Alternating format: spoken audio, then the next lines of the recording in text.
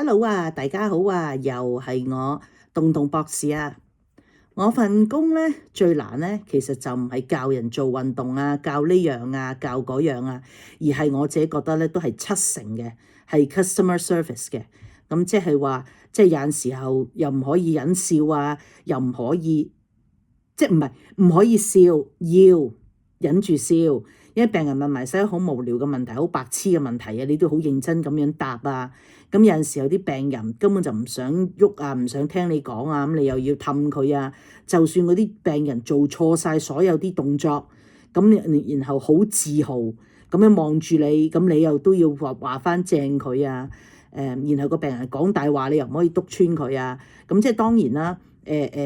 我咧多數嘅情況之下咧，睇下個病人啦。如果佢有心嘅話，我都會我都好脾氣嘅，我都即係我都會鼓勵佢嘅。但係如果個病人真係唔聽話嘅咧，其實我自己都算係喺我行內邊，我都算係偏惡噶啦，同埋我要求都高嘅。咁譬如點樣咧？咁譬如有個病人話根本佢好辛苦嘅，即係舉隻手咧，話舉都唔知舉一下兩下咧，冇用，已經冇用所有 weights 噶啦。哇，跟住就話自己好辛苦啊，跟住又喺度做場戲啊，又話頭暈啊，又話剩啊。咁我都會我都會鼓勵佢。哇，你好叻啊！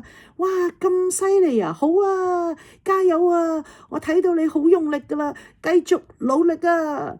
我真係用呢啲咁樣嘅語氣嚟鼓勵佢哋。